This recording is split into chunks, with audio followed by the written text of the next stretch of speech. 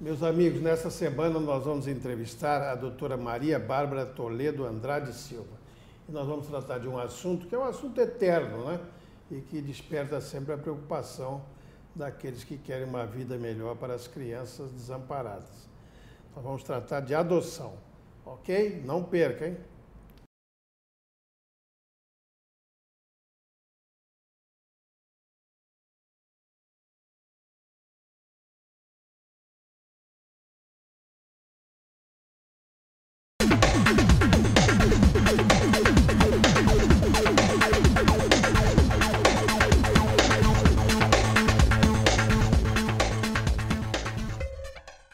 Senhores telespectadores do programa Justiça Sem Fronteiras, vai entrevistar nesta oportunidade a doutora Maria Bárbara Toledo Andrade Silva. Doutora Maria Bárbara é presidente da Associação Nacional dos Grupos de Apoio à Adoção. E nós vamos conversar com ela sobre a política de adoção no Brasil, uma coisa bastante generalizante e que ela conhece muito bem.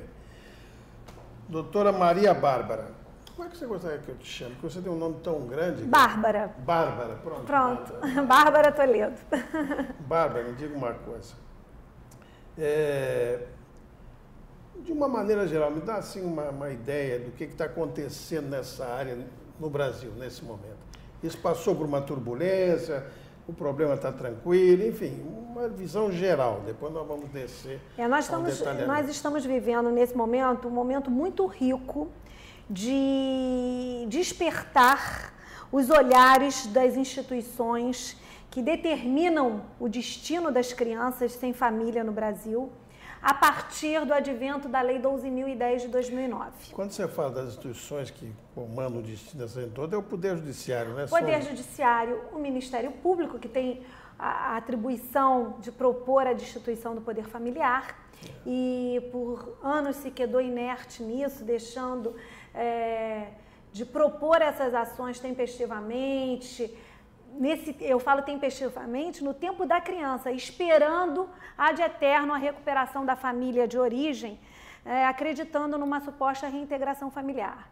E a partir do advento da Lei 12.010 de 2009, que foi apelidada de Nova Lei da Adoção, porque surgiu no movimento de apoio à adoção, dos grupos de apoio à adoção, da Associação Nacional dos Grupos de Apoio à Adoção, essa lei fixou prazos claros, como, por exemplo, o prazo de 2 anos para a criança ficar em situação de abrigamento, de institucionalização ou acolhimento institucional. Hoje, no prazo máximo de 2 anos, a criança, até o final desses 2 anos, ela tem que ter a sua situação jurídica definida pela autoridade judiciária. O juiz vai ter que bater o martelo, ele vai ter que responder a uma pergunta muito simples.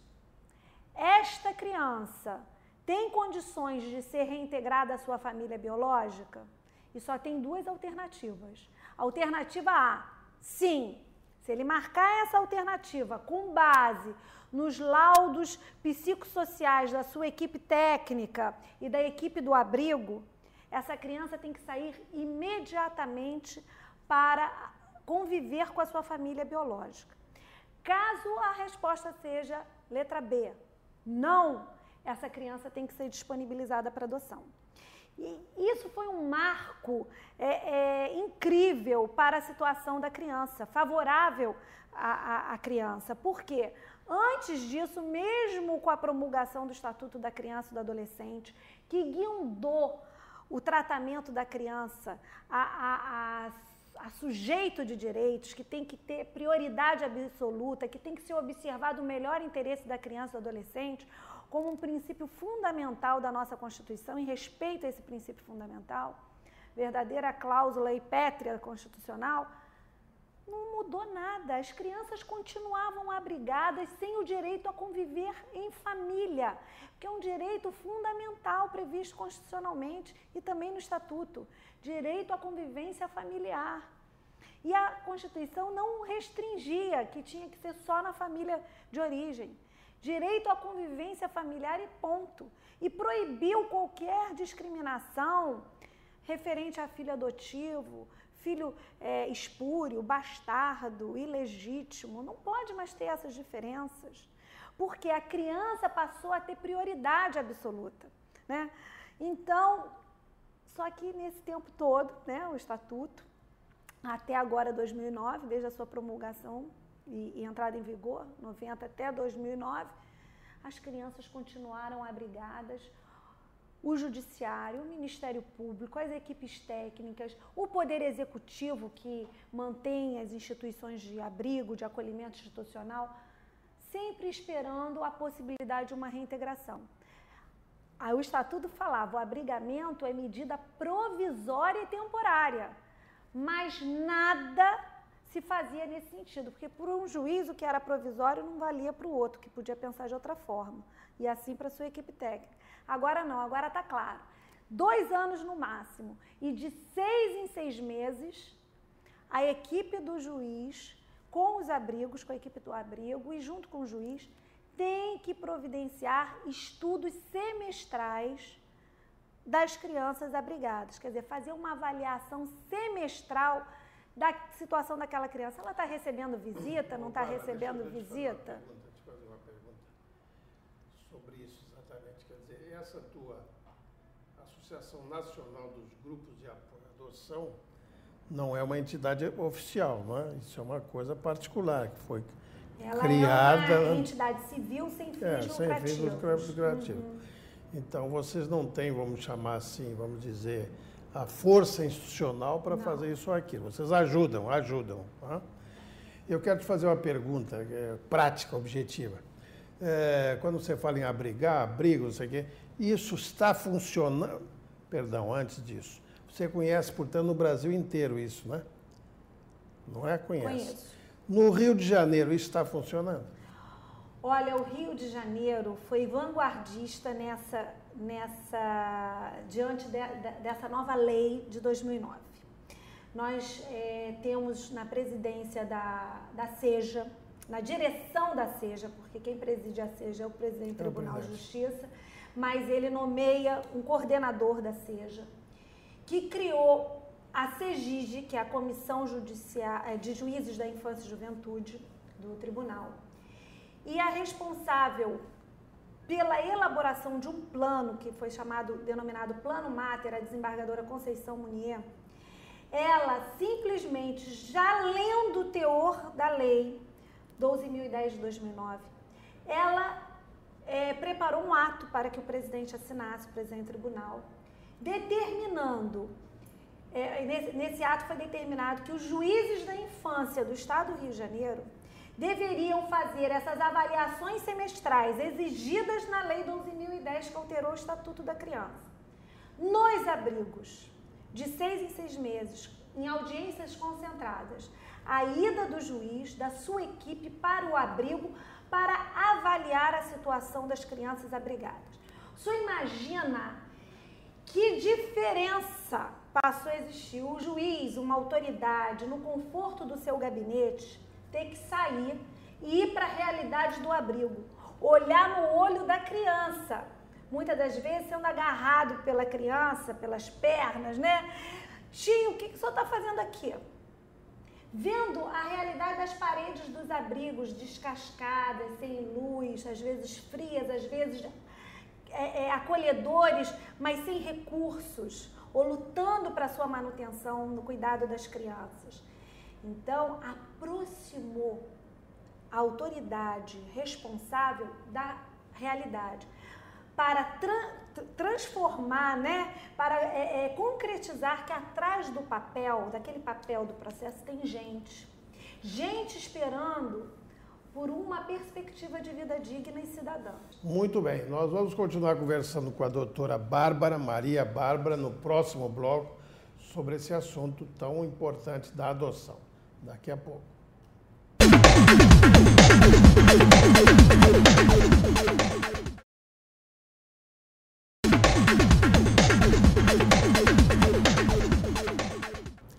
Muito bem, estamos de volta ao programa Justiça Sem Fronteiras, entrevistando a doutora Maria Bárbara sobre o problema da adoção. Bárbara, me diga uma coisa. Além do preconceito de cor, sexo, existe ainda um certo medo dos futuros pais em relação às outras características da criança, por exemplo, psicológicas?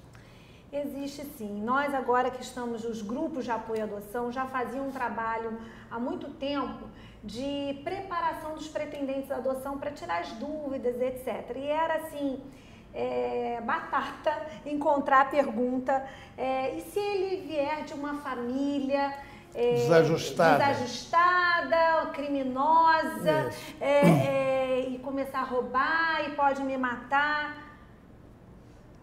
São perguntas, é um medo que justamente as nossas equipes de psicólogos, eles vão trabalhando que isso, a formação da criança vai depender muito da criação, da educação, e que algumas histórias que a gente escuta de filhos adotivos que se tornaram desajustados e até criminosos, tem muito mais a ver com a falta de educação dos pais, por um sentimento de pena daquele filho, por ele ter sido um dia abandonado. Então, os pais não colocam os limites necessários naquela criação e acabam gerando uma pessoa completamente desajustada, sem limites, sem respeito ao outro. Que também pode acontecer numa família biológica. Quantos filhos biológicos chegaram a matar os pais também? Por conta de herança, ou por conta de um certo desajuste. Então, a gente vai mostrando casos de filhos biológicos, não que a gente queira que isso aconteça, mas mostrando que é um filho que chega. Você não sabe se esse filho vai ter uma síndrome, você não sabe se esse filho, por mais exames que você faça no pré-natal, você não sabe se ele vai ter uma síndrome, você não sabe se essa criança no futuro vai ficar deficiente física. Você não sabe se ela vai ter algum distúrbio de comportamento. Então, isso é o risco da maternidade e da paternidade. E quem quer adotar, tem que adotar sabendo desses riscos também. Agora, são alertados para não sentirem pena por conta da criança ter sido abandonada. E sim amor, dar os limites necessários. E por isso que esse acompanhamento pós-adoção é muito bacana, é muito bom a frequência aos grupos de apoio à adoção, inclusive dos pretendentes, que vão mudando esse perfil.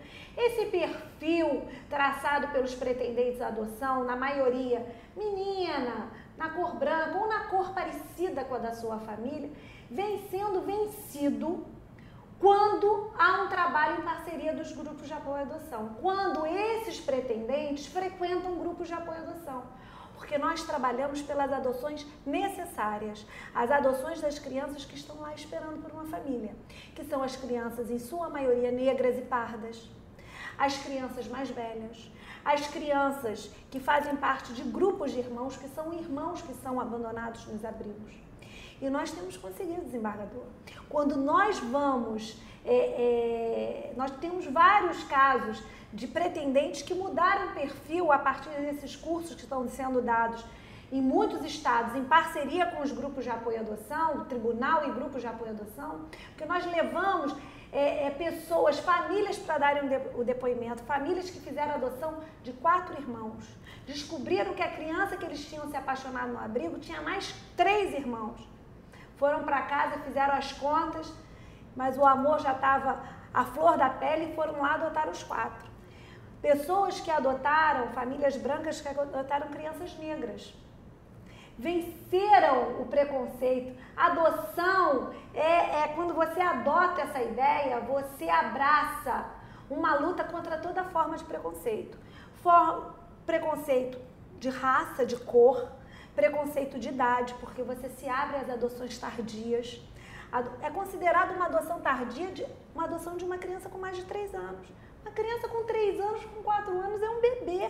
É uma criança que está em formação ainda, que você pode contribuir, dar muito amor, se vincular eternamente a essa criança. Adoção de grupos de irmãos. Grupos, você consegue, luta esse preconceito, adota 3 famílias. A luta também contra o preconceito em relação à orientação sexual. O movimento de apoio à adoção entende que como o direito da criança tem que ter prioridade absoluta de tratamento, Você não pode julgar se aqueles 2 homens ou aquelas 2 mulheres, sendo pessoas idôneas, sendo pessoas que passaram pelo crivo de uma avaliação psicológica do judiciário, eles não sejam capazes de amar. Você não pode duvidar dessa capacidade de amor e de cuidado daquela criança. Uma criança que está no limbo, que está varrida para debaixo do tapete da sociedade, sem possibilidade de viver numa família. E são pessoas que vivem essa união homoafetiva, que adotam, na maioria das vezes, crianças mais velhas, crianças de cor diferente da sua, crianças que fazem parte de grupos de irmãos e até crianças com deficiência. Então, nós estamos lutando pelo direito da criança a ter uma família. E onde nós temos vários casos de adoções necessárias, adoções que estão prosperando, que fizeram o caminho legal, trilharam o caminho da justiça, se prepararam psicologicamente, buscaram informações de pessoas que têm experiência com adoção e estão aí vivendo a sua adoção para sempre. Escuta, vem cá. Uma perguntinha de algibeira, mas todo mundo quer saber disso. É uma coisa extremamente simples, mas todo mundo quer saber. E complexa. Todo mundo quer saber disso. Qual é a tua opinião, já que você lida com isso? Você deve dizer, o casal que adota deve dizer à criança que ela é adotada ou não deve dizer que ela é adotada? Deve dizer desde o início. Se adotou um bebê, vai ter que enfrentar essa realidade. Dizer para o bebê que ele é adotado. Como que você vai dizer isso? Você vai dizer simplesmente através de historinhas. Vai falar que um dia,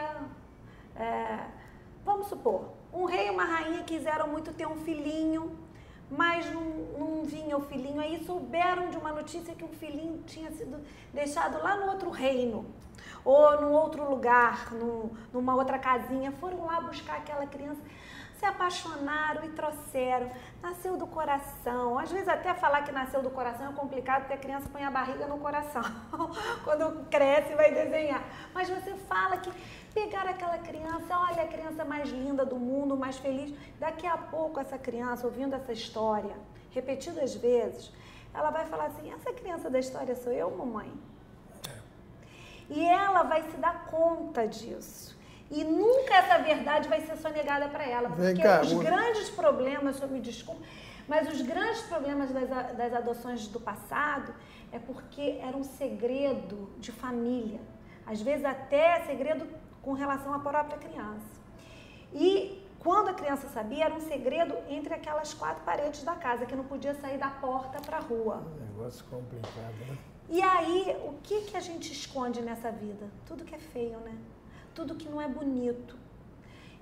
Quando a gente põe no peito a adoção, a gente veste a camisa da adoção, que a gente assume para o nosso filho que ele é adotado e que a gente tem orgulho disso, de ser pai adotivo, que é uma história de vida, história da nossa vida, ele não vai ter vergonha de falar isso, ele vai ver que isso é bonito, isso vai mexer com a autoestima. É muito bacana ver os filhos adotivos, nós já estamos no nosso 3º ano da caminhada pela adoção na praia de Copacabana, que está sendo replicada para o Brasil inteiro. Esse ano foram 4 estados, junto com o estado do Rio de Janeiro, fazendo caminhada pela adoção. Por quê? Primeiro, é uma forma afirmativa para os nossos filhos vestirem a camisa e falarem: a adoção é uma coisa bacana, é uma coisa legal. Eu não tenho que ter vergonha disso, eu posso me assumir assim perante os meus coleguinhas. Muito bem. Nós estamos conversando com a doutora Maria Bárbara sobre esse assunto da adoção e vamos continuar entrevistando-a sobre isso no próximo bloco.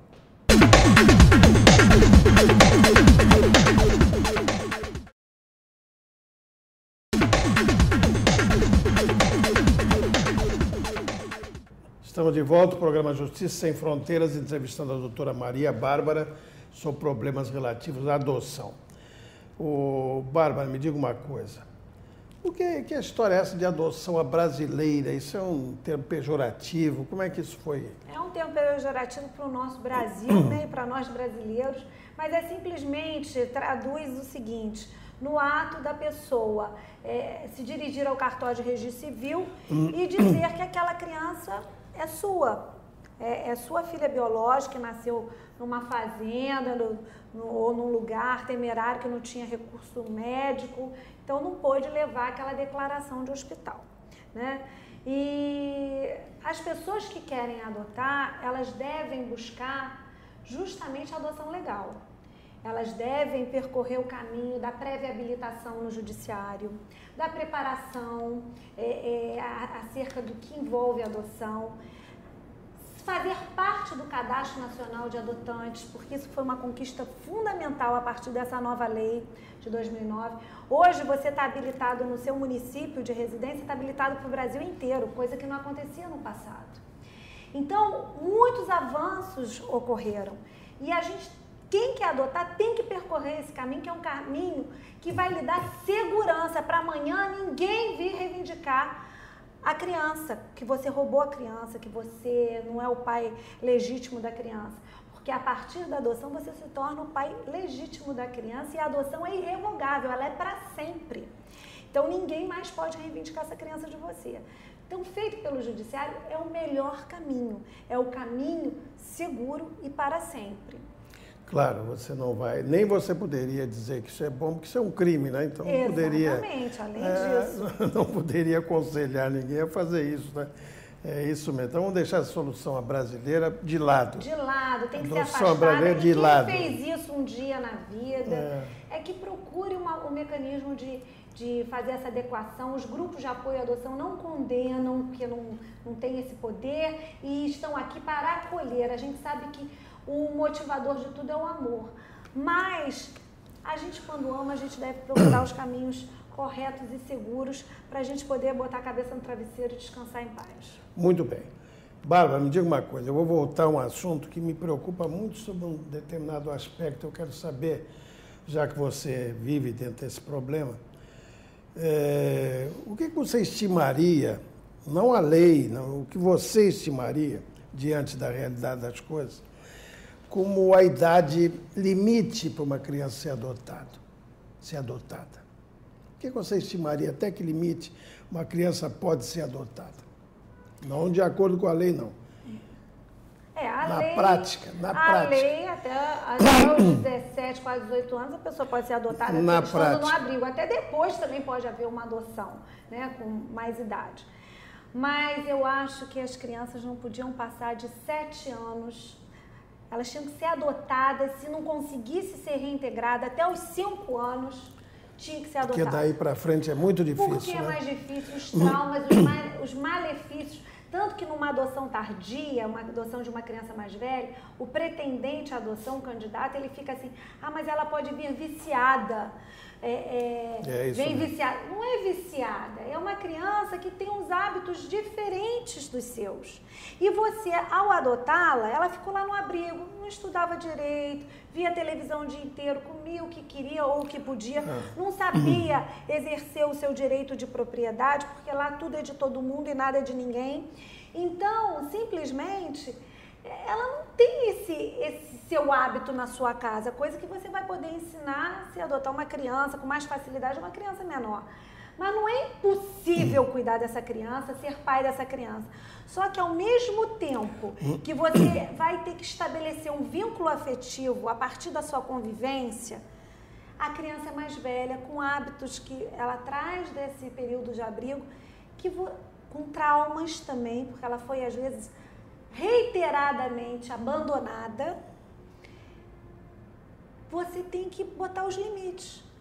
E é muito mais fácil estabelecer um vínculo afetivo numa criancinha que você ainda não tem que botar limite, que está jogando as coisas no chão. Você fala, filhinho, não joga coisa no chão, mamãe não gosta, não pode mexer aí. Agora, para uma criança maior, você fala, não pode jogar coisa no chão, não pode ver televisão, agora é hora de estudar. E ao mesmo tempo, estabelecer o beijo, o contato físico, o abraço, dá mais trabalho, não é impossível. Nós temos casos fantásticos de adoções tardias, bem-sucedidas, mas quem está cuidando dessas crianças nos abrigos e as autoridades competentes, aí eu faço um apelo aos juízes e aos promotores, pensem nos seus filhos. Se tivessem que colocar seus filhos um dia nos abrigos, os senhores colocariam? Não colocariam. Então, pense no futuro dessas crianças. Deixem elas serem tratadas como um sujeito do direito de viver numa família de verdade. Muito bem. Nós vamos agradecer, então, a nossa doutora Maria Bárbara Toledo Andrade Silva pela sua participação brilhante no nosso programa, extremamente esclarecedora. Muito obrigado por ter vindo aqui conversar com os senhores telespectadores. Você sabe que você está falando para o Brasil inteiro, né? É uma grande responsabilidade. Então, muito obrigado. Eu que agradeço a oportunidade. Muito bem. E espero voltar outra vez para falar de outros projetos, né? Tá como ótimo. Um Lar para Todos. Muito bem. Acesse o nosso site e manda a sua pergunta, www.jsemfronteiras.com.br. A propósito disso, eu recebo a pergunta do telespectador, o senhor Délio Salvatore. Ele quer saber se o Estado brasileiro acompanha crianças brasileiras sendo adotadas por casais no exterior. Eu vou passar essa pergunta para a minha entrevistada, que ela vai discorrer sobre isso. Por favor. A Comissão Judiciária, as comissões judiciárias de adoção de todos os estados, elas recebem periodicamente uns relatórios das famílias estrangeiras relatando a situação dos filhos, mas por um tempo só. Esse acompanhamento não pode se dar de eterno, né? Porque uma vez consolidada a adoção, as pessoas também têm o direito de viver essa adoção. Claro. Mas ontem mesmo eu tive acesso a alguns relatórios, né? E com as fotos das crianças que se tornam cidadãs daquele país. Muitas das vezes com muito mais direitos que nós, cidadãos brasileiros. Muito então, bem. É uma possibilidade de vida digna para essas crianças. Muito bem. Purifica o teu coração antes de permitires que o amor entre nele, pois até o mel mais doce azeda num recipiente sujo. Pitágoras. Muito obrigado e até uma próxima vez.